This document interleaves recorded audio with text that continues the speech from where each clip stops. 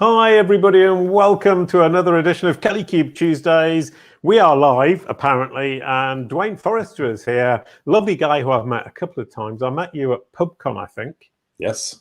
We had a very quick chat, and I was going to interview, but I didn't have the time, so I had to get you on the show this time. There we go. And you get the song.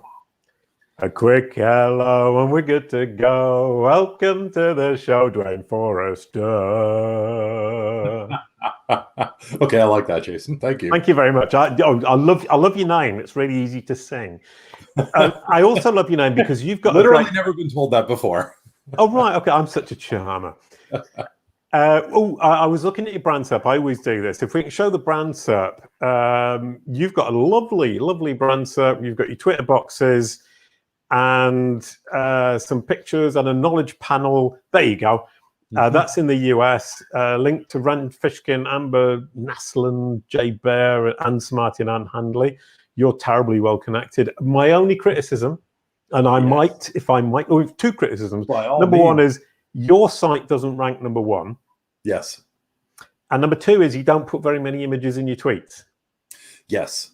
My tweets are almost exclusively news and information from other sources.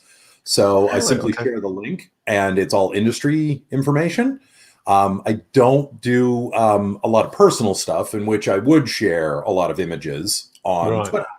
So excuse me. So that means that you're useful, but not pretty. Exactly. As I'm sure anyone watching this can, immediately determine for themselves. And then on the other point, what was the second point again? That your site isn't ranking number one, DuaneForrester.com. I have not published anything to that blog in years. So to me, this is absolute proof that the search engine is operating the way it's supposed to operate, because there is nothing timely about DuaneForrester.com. It's a space for me. Obviously, I'm a landholder because I don't want anyone else having that domain. But there's just not a lot that's kind of important that I feel needs to be shared there. I'll share it on social media directly. I'll post directly to Twitter. I'll talk to folks in Facebook, Instagram, that kind of idea. But I tend to be very audience specific when it comes to different messages I might have, rather than on my blog. Oh, talking of which, audience specific, what I saw is, in fact, in your knowledge panel, Google cites 4 different sources, depending on the country. If we can show that, we've got a wide range of sources. We've got Search Engine Journal, we've got Yext, we've got UnGagged, where you're looking a bit worse for the wear, if I might say so. BrightEdge, and in the US, it tends to be UnGagged.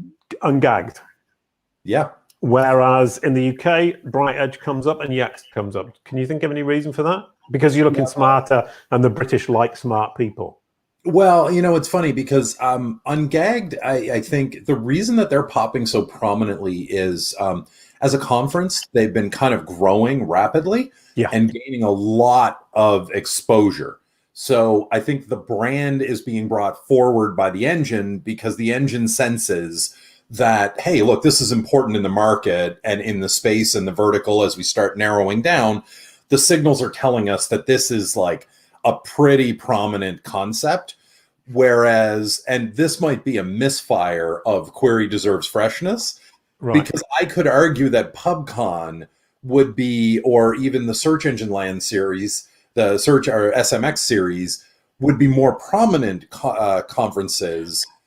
And yet, in terms of freshness, UnGagged is the newest mover on the stage, and therefore is getting that. Well, if I may criticize both SMX and PubCon, both of them have organizations on their site that mean that the content is replaced rather than moved, or and so Google ends up going, I don't know I don't know where to find this content. Where is Duane on this site? Whereas on UnGagged, you don't move. So I think that might be part of it. It could easily be a part of the entire scenario as well, Jason. I will say this. I generally don't pay a lot of attention to my footprint. I woke up one year, several years ago, and I'm saying several, I mean like 10 or 12. And I was kind of surprised that I was like the first 3 pages of search results. And then I started to realize that that's not necessarily, it shouldn't be a surprise to me, given the amount of the publicity that I've had, the work that I've done, the authoring that I've done, the writing for third parties, the interviews I've given. Those things should be populating that. And that's ultimately what is populating it. And so at that point, I thought, look, I'm not going to really worry about curating my footprint per se. I am going to stay focused on helping businesses and answering questions and continuing to feed this machine, if you will, but not in a directed sense. Right, you know? okay. And so I'm like, if I wanted to direct it, I probably could pick publications and double down and get involved. Because like what's not popping there is, I've written for New York Times, Inc. magazine, like all of these types of places. Yeah, but they were also very moment in time. It was an opportunity that came up. You write, you drop, it gets old, and it's not a continuing scenario. And so to me, again, that perfectly fits what the search engine is showing us. We see that, and to me, that makes perfect sense. It's what's very relevant, which is these search. Absolutely. And the other thing I notice is that you're not actually in the Google Knowledge Graph. If you ping the Google Knowledge Graph API, you don't ping up. And some people have been saying, well, the Google Knowledge Graph isn't as good as people think it is. But in fact, I think it is that you're in Google Books.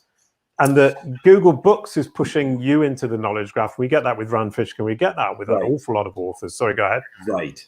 And here's the thing, like there's no value to Google in over-indexing on any entity. In fact, there's a cost to them for doing that. They've already done the work to bring you in. There's no point in bringing you in another location. Brilliant. And then they've got 2 instances of you. It's not like maintaining the 2 instances is a cost, but the maintenance of crawling and updating, there is a hard cost. And if you extrapolate that across millions of entities, it starts to have a cumulative effect. And for a public company that relies on revenues coming from areas that are, you could argue, starting to see the beginning of flattening on the curve, you want to maintain a very strict control on cost. And so that expense side, they watch it very clearly. Or, it could just be that it's not as smart as, we all believe it is. I think you're right, is that there is no point in feeding the machine from multiple sources because it will create conflict and duplicates. But that wasn't the topic for today. That was a lovely discussion. I'm very, very happy we had it because it's my favorite topic. But we're going to be talking... I could talk Knowledge Graph all day long and how important it is to companies today. Maybe we should have chosen that instead of... Listen, not Google's Knowledge Graph, but the concept of Knowledge Graph, how important it is and how businesses are missing golden opportunities with this. So if we can get there, look, I'm happy to go there, right? But Jason, I'll follow you anywhere. No. Well, in fact, that whole point of build your internal knowledge graph, and that gives you the control to feed it to the machines. Yes. And we're talking to John Alderson from Yoast, who was saying, yeah, okay, that's the control you have. And you talked to Andrea Volpini from WordLift, 100%. But isn't that what Yext is all about? Knowledge graphs. Actually, that is exactly what Yext is all about. That was a brilliant transition. Did you notice? Yeah, it was. I like how you did that. Right, it was very smooth. But it's actually part of the reason that I'm at the company. Like 4 years ago, I went in and had a bunch of interviews with people, and I actually got a look at the product pipeline, and so I knew where we were developing the company when I decided to come aboard the company. And for me, it was a perfectly natural fit to go from working at a search engine to working at a company now that is in its core competency about solving search. And look, that might sound very self-serving. Might sound like a marketing statement, whatever. You know what? Just go look where the analysts have positioned the company. We are positioned with Google and with Microsoft and with those tech companies and those search companies. And that's not our choice. That's stock analysts saying you are like these businesses. And that's based on them looking at the technologies we have. So to me, it's a very comfortable fit, but it's also one that I'm massively passionate about because I have a background in it. And honestly, I'll put it this way. If you are going to invest in something and you choose to build an actual knowledge graph for your business, you have built a de facto digital asset that is usable. This isn't something that is like, well, we have a really good sales funnel, right? Like a sales funnel is not a sellable object, okay? A knowledge graph, that is an actual asset. and can be exploited to the company's benefit. You know, you actually touched on this, Jason. You want to get into what is most important to the engines today? Okay, well, we're going to talk about natural language processing. That started several years ago. Google kicked us all off. Let's put it at 2012 by saying they moved to a knowledge graph. Ultimately, what that meant was it allowed them to move to semantic search, which we're all bored of talking about because we've heard it so many times. But people who aren't in the industry haven't heard it so much. So we're saying I'm so bored because I keep hearing it. But even those of us in the industry, we at some point have to ask ourselves, did we ever actually understand the meaning of semantic search? Yep. Like, did we understand it? Or did we just assimilate it to the point where we understood the context of its usage and smiled and nodded and moved along? And over the years, we've expanded our knowledge on it. But it is the fundamental of understanding intent. And that's what the search engines have always been trying to focus on, is the customer's intent. Forget the keyword, it's the intent. Because if I know what your intent is, I know all the points on the curve of your journey, and then I know exactly where to put each product and service along the way where you will be most interested and most likely to convert. Because ultimately, the internet is about money. So that is where we're at. We're on a money curve. And intent gives us very clear understanding for that. When I wake up in the morning and I say, hey, I want coffee, my coffee machine breaks. You know, the only focus I have for the rest of my day is replacing my coffee maker. And so my intent, everything I do that day will be to get me to the solution to my problem. Problem being broken coffee maker, solution being new, better, improved. How fast can I get it here? And we know what that curve looks like generally today. Go to Amazon, look for best coffee maker, read a few reviews, look at a bunch of stars and numbers next to them, see which one can be delivered today, tomorrow, or the next day, what the price tag is, click a button. That's my curve today. Which then begs the question, Google's kind of knowledge panels for products. Right. Is that going to solve the problem for them? Is that going to put them on an even footing with Amazon? No, it doesn't. So, and I've had this theory for a long time, you know, and solving that, Amazon approached this by solving the final mile first. That was their approach to this, right?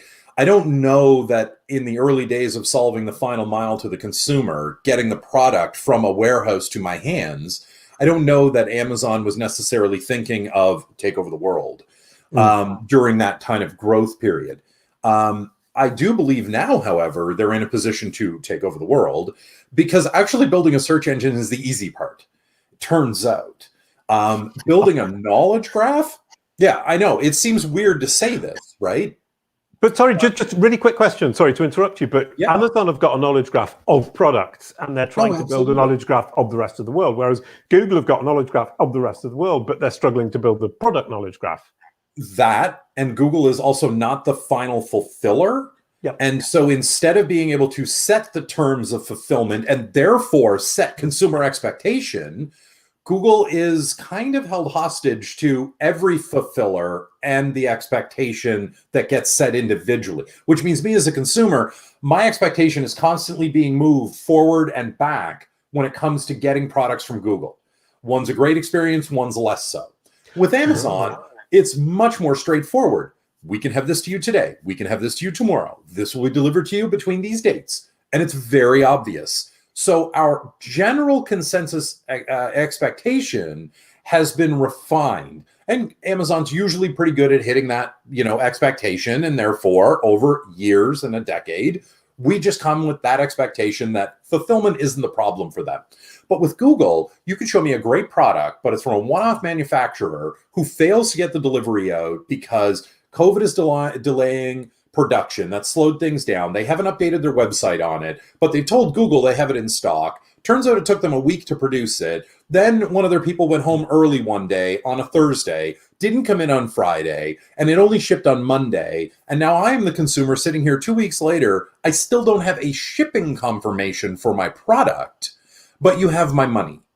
And I'm looking at that going, damn you, Google. I would have just shopped on Amazon and just went with that. And so there's this, we've got the mom and pop stores that are really going to suffer from this idea. You know, and so let's come back now to knowledge graph, okay? So you're a mom and pop. You know something fundamental. Well, just you're going to stand in for mom and pop, okay? Thank you very much. I'm pop. Well, maybe more pop than mom, but you know, you get it, right?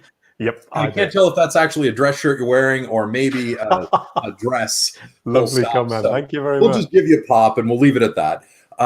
But you you have all of your products, your services. You know what everything is that's available. You step forward and say, hey, you know what? We're not that sophisticated. We don't have that big a budget. There's only a limited number of people, limited amount of time. What do I got to focus on? And as it turns out, people shopping from voice is growing. And so I want to make sure I'm in Amazon, and I have to make sure that when people ask Amazon about my product or service, that Alexa can answer. That is not something that happens because Amazon crawls your website. Right. That is something that happens because you share your knowledge graph via an API with Amazon. And so if you are not sharing via an API, when someone asks Alexa for information about a product or service, it legitimately does not know about you because Amazon can only find, vet, consume, and go live with so much data in any 1 minute. And while they are feverishly doing that, it's the vetting part that becomes problematic. That's the real problem. Anyone can produce an API, maybe it's loaded with garbage, and then that garbage is training the machines, and nobody wants that, so you have to police this up front. Policing it requires humans. There's only so much machine learning can do right now before it goes off the rails, and you've got an idiot teaching an idiot stupid things. Like, that's not how you want that to grow. But then that brings us back to Google with the shopping thing, saying we're going to open this up and just let anybody in. It's becoming organic with a bit of paid on top, which is the same model as the 10 blue links, more or less. Right. And ultimately, I believe they've had to do that because that's the way to compete with Amazon, because Amazon has that, just Amazon has it within their own borders. And it is a major, major hurdle. You see Google getting partnerships with companies like Walmart and saying, we're going to partner with Walmart. We're going to go ahead and do this. And then a year or two later, that partnership dissolves. And then it becomes, we're going to partner with everybody. And this is what we're going to do. And then it's another program where it's larger brands are a part of this specific program versus a wider spread program. And it's really hard. You know, people who are loyal to Walmart or Target or Kohl's or Tesco or any large brand will generally tend to go toward them anyhow. So whether Google has a direct relationship in terms of product feed and fulfillment, or the person just uses Google as the find me Tesco, and then they go to the Tesco website because, you know, that's how they think the internet starts. Search on Google, click first link. Like that's the way it is right now. That, however, is a generational construct, and that is going to go away in the next 10 years. And then you're going to have businesses saying, what do I do now? If people today are not learning to start with a brand query and then get to a brand website, they're starting with a question, and the filtering in the engine is bringing me back what it believes is the correct answer. What am I doing to be that? That's the fundamental question today, I think. So Google are now in a situation where they're saying, okay, we can answer your questions. We can get you to the point at which if you've got no idea what you're doing or what you're looking for or what the solution might be, we can help you. But once you actually get there, we're pretty useless. We can't actually really help you. And what you're saying is branded queries are going to become more and more important. Not just branded queries. Yes, branded queries. Now, then this is really important, okay? Everyone needs to understand your brand is not your logo. Like, it's fundamental. Go back and do brand research 101 to understand all the components that go into being a brand, to building a brand, okay? You will never show up and say, I am a brand. You may say that, but that's not the reality. You're not a brand until someone says you're a brand. But you can act like a brand. You can be seen from the outside as a brand. And ultimately, it's those actions that define your brand, ultimately defining the brand persona, if you will.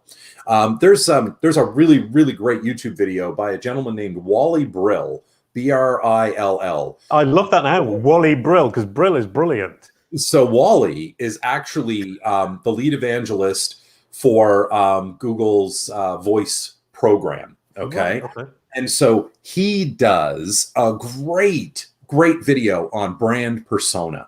And it is, to me, it is required watching over and over if you're thinking brand, because it goes into great detail in about 12 minutes explaining what a brand persona is, how you build one, what you have to input into it, and how you align with your target audiences.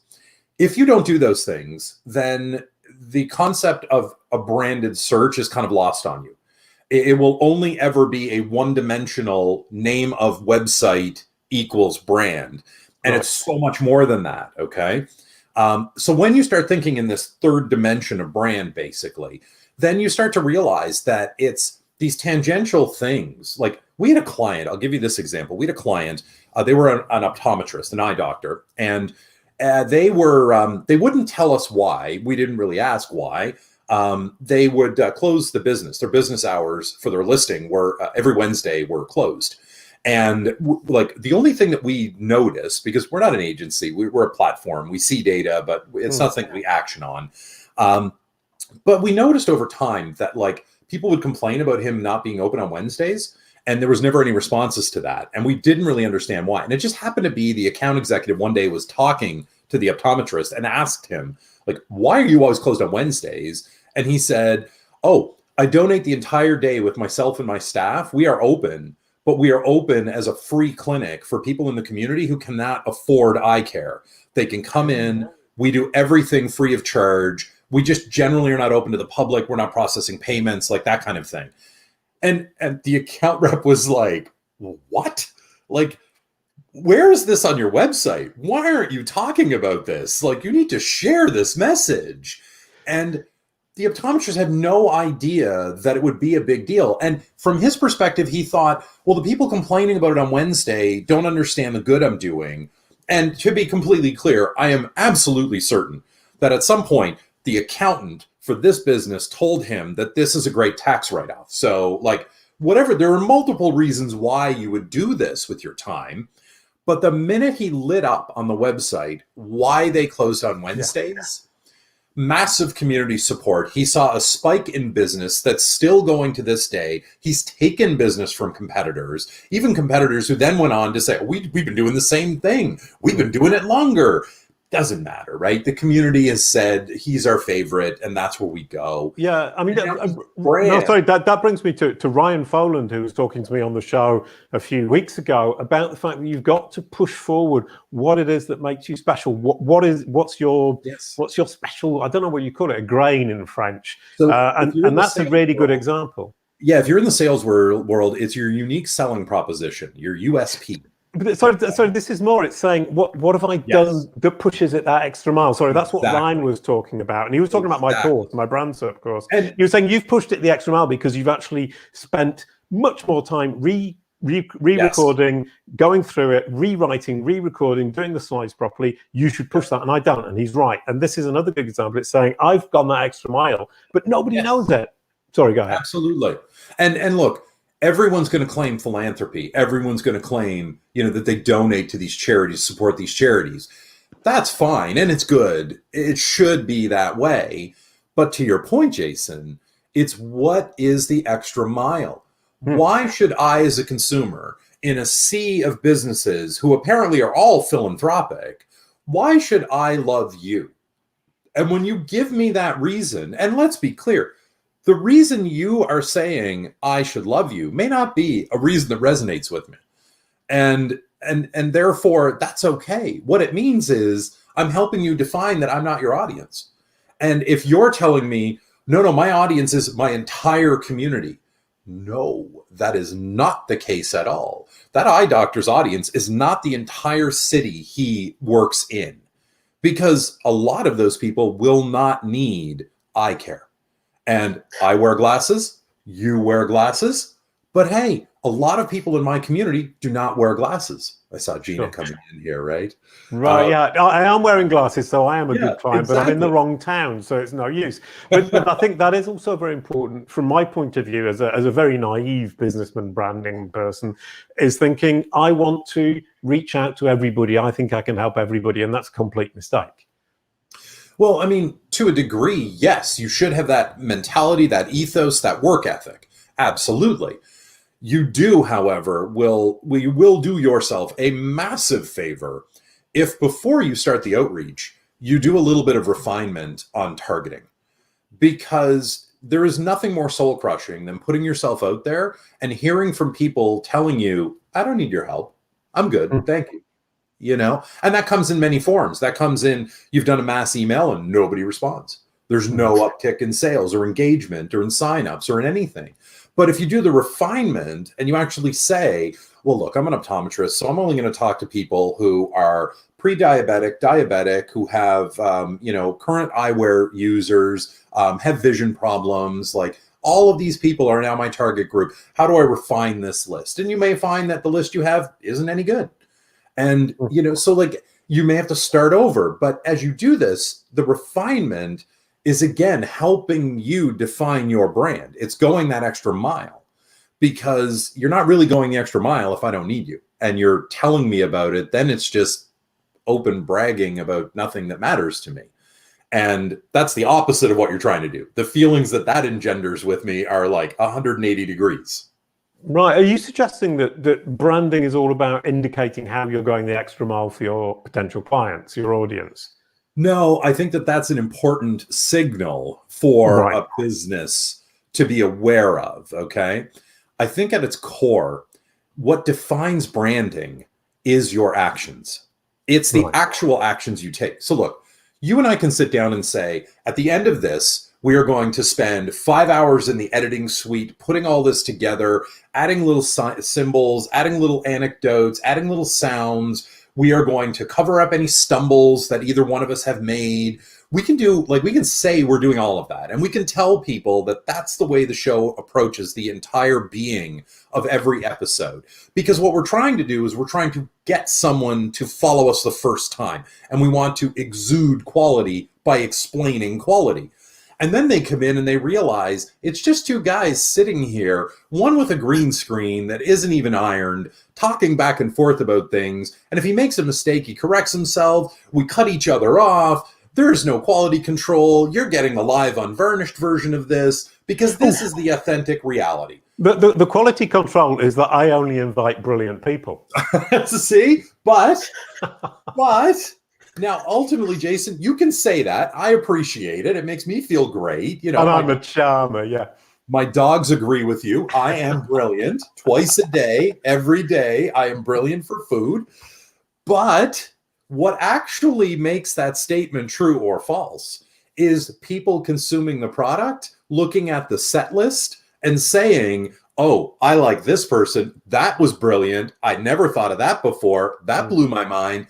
And so now suddenly Jason's statement about I filter by inviting brilliant people, it has a lot more depth to it. And the brand then for the actual product is much deeper on its own because of the actions that have been taken. Not because you said you invite brilliant people.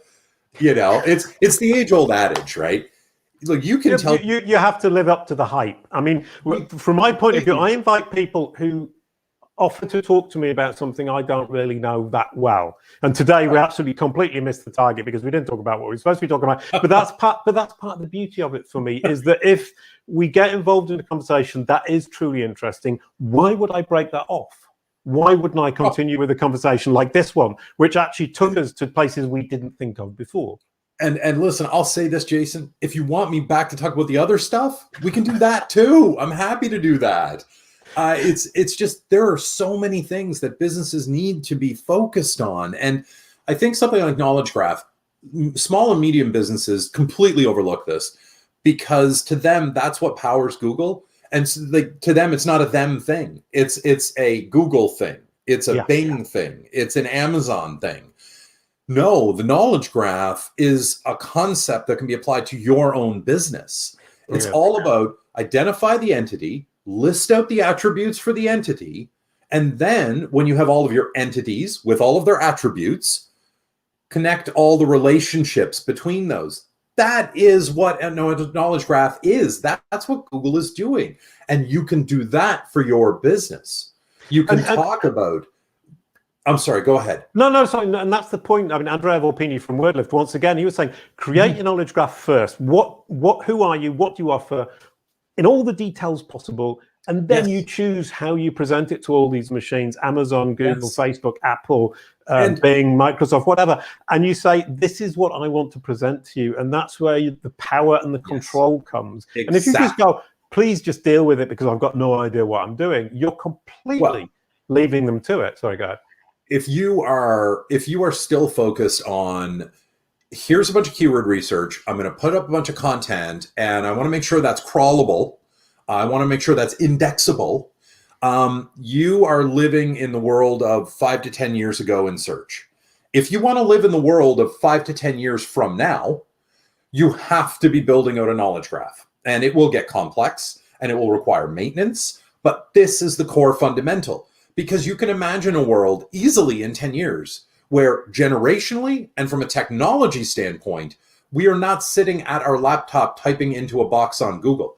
We are talking to a wearable device, or the wearable device, any of our devices, is listening to us, inferring from context, intent, and information, and preloading results into an app or a wearable so that when we engage, right there for us. And that brings us to Google Discover, which is this whole kind of thing, is if Google understands who you are, what you offer, what your topics are, it can start pushing you towards the people who might be interested in you. And Jess Schultz was talking to me about that on this same program a few weeks ago. Brilliant stuff she was talking about. I mean, what do you think about Google Discover? Let's wrap it all up with Google Discover. Where's that taking us?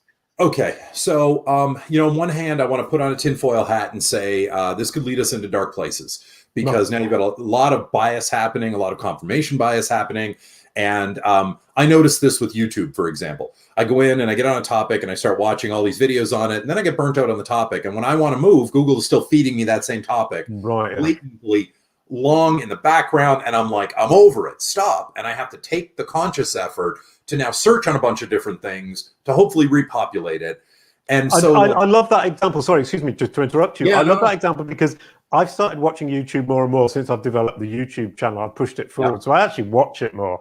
And I keep coming across the same problem. You keep going, I want a bit of variety here and I'm not getting it anymore. So I have to say, what can I look for that's going to change this landscape for me? And you have to be careful what you look for. Oh, we're ranking third for your name. This always happens when we're live. We rank third, or we rank top for people's names. And hey, we got 9 people up here. This is awesome. Thank you, Duane.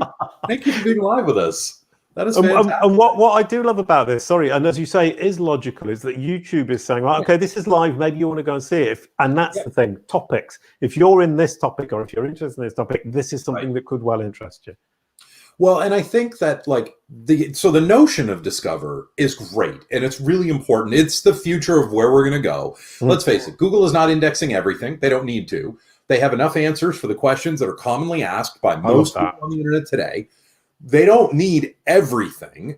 And to have everything and to continue to consume everything is hugely expensive. So at some point, that tops out. Indexing and crawling top out because they have enough. Now, the pie is not endless. Now, we're all fighting for our slice of the pie. Right now, that fight doesn't exist because the pie size just keeps getting bigger. So there's always enough room for more. But at that same time that shift happens, Google Discover is portending a world for us where we have the actual answer waiting for us before we even realize we've had a question about it. And we know that that's going to happen because the computational power is there for it. The ability to store all of the most likely questions to come from a stem of the conversation that Duane and Jason are in right now are X. And therefore, here are all the questions. And any machine can look at this in real time and say, well, I can't parallel in this. What I can do is very fast in a serial fashion, get to the most relevant one. So fast, a human will think that it's human-like when I select, here's the answer to that question. Or Duane and Jason said X, and therefore this piece of information is important. Jason called out, we're probably ranking number 3 because we're live right now. And therefore, the next logical question is, how do I optimize for live feeds on YouTube in Google? Here's an article someone wrote. Here's a video someone did. When someone asks about that, that's the next logical answer to the question. And boom, right?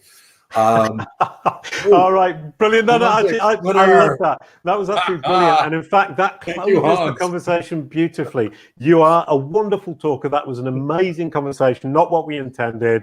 A quick goodbye to end the show. Thank you, Duane. One of the best conversations I've had in a long time. Oh, that is awesome. Thank you, Jason. Brilliant, man. Thanks a lot. Absolutely.